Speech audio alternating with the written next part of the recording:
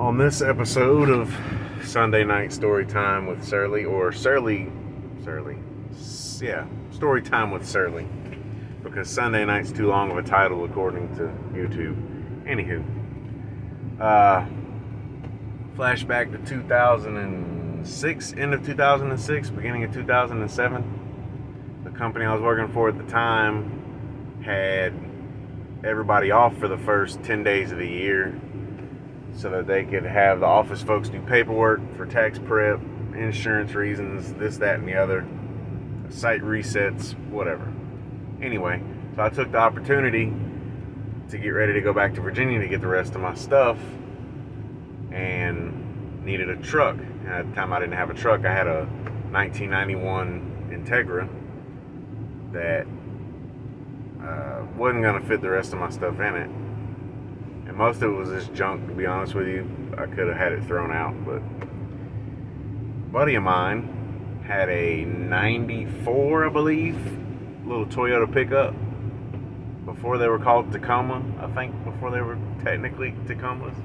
The 22 RE, 5-speed, single cab, 2-wheel drive. It was a cool little truck.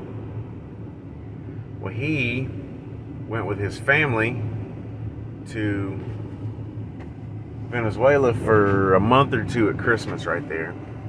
So he tossed me the keys to his truck before he left and said, make sure the battery doesn't die and use it if you need to.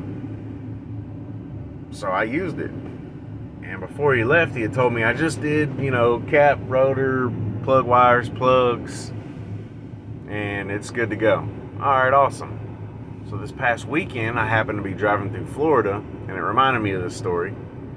So just the other side of Pensacola, maybe 20 miles, maybe less, is a little town called Bagdad. And I hope I'm saying that right, because that's what it looks like on the sign. It's right there by Milton, Florida, where I stayed with my family for the weekend. Well, all was well on this trip. I leave out in the evening because I like driving at night because there's less traffic, less heat, less nonsense.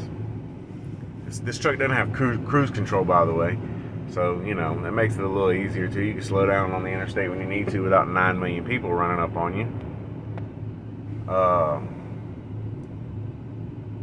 So, about 2 a.m. in the morning, maybe 3, the truck starts popping and sputtering and making all kinds of racket on the interstate at 65, 70 miles an hour. So I pull off on the shoulder. I have no tools, no nothing. I mean, this is before phones had fancy flashlights. I didn't even have a flashlight. So by the light of one of the exit markers or exit signs, I surmised that the fourth spark plug had jumped out of its location, popped out of its threads. Like I said, no tools, no nothing. So I limped it to the Baghdad/Milton exit, made the left toward Baghdad, and I'm assuming I went to the Baghdad Auto Zone and slept in the parking lot. And this whole time I'm wanting to call this guy, but his phone's turned off because he's overseas, and be like, you just did plugs and wires and spark plugs, and then this number 4 spark plug pops out. That's just wild. So I sleep at the AutoZone, wait for them to open. I go inside, buy a extension, spark plug socket, a ratchet, a set of spark plugs, and a wire, because by this time that thing beating around had chewed up the boot.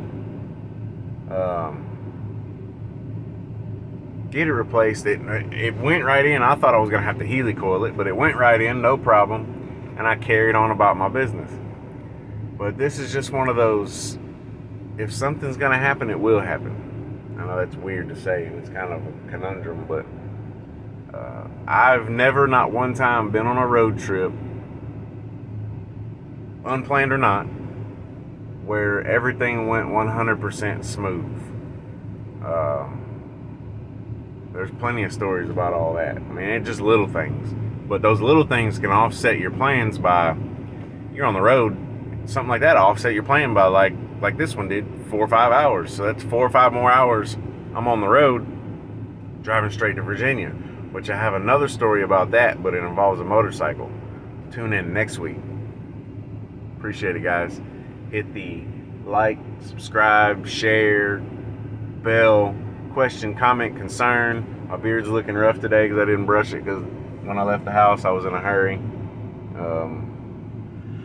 I'm sitting out in front of the shop right now waiting for a customer to show up. So, anywho, we appreciate it, guys. Y'all have a good week.